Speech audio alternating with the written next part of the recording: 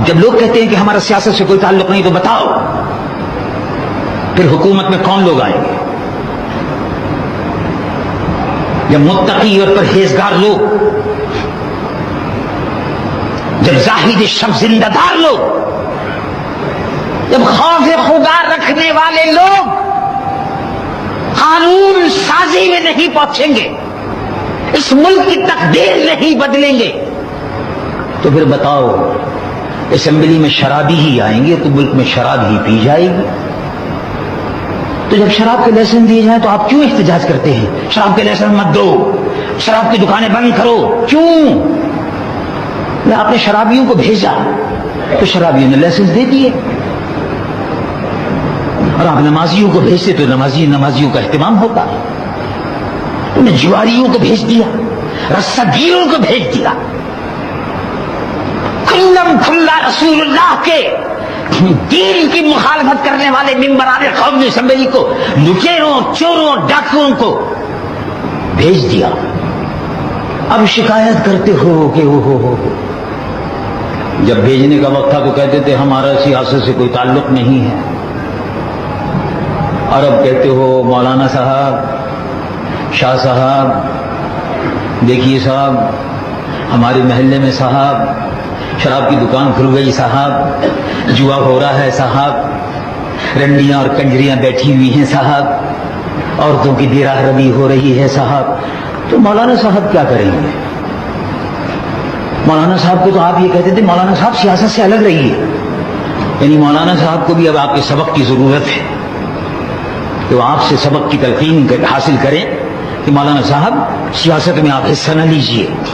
یعنی مولانا صاحب نے جو 12 برس پڑھا ہے، اب اس کے بعد مزید پڑھنے کی اب ضرورت ہے ان کو مقتدیوں سے یہ سبق سیکھنے کی کہ سیاست میں حصہ نہ لیجیے۔ یعنی مولانا صاحب کے سامنے سیرت رسول عربی نہیں ہونی چاہیے۔ بتاؤ بھائی، رسول اللہ صلی اللہ علیہ وسلم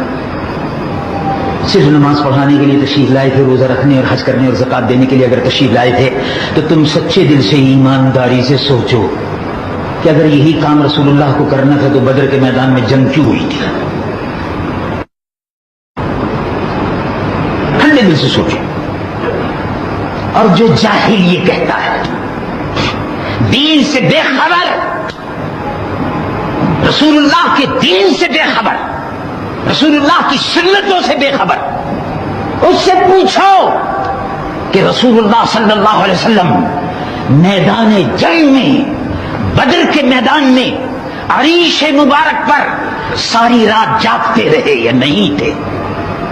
عریش مبارک 17 رمضان المبارک، عریش مبارک، حدیث بخاری شریف میں آتا ہے عریش، ایک جھونپڑی، بانس جھونپڑی رسول اللہ کے لیے تیار کر دی گئی تھی بدر کے میدان میں، عریش۔ ابو بکر صدیق دروازے پر پہرہ دے رہے تھے، اور ابو بکر صدیق فرماتے ہیں کہ میں نے دیکھا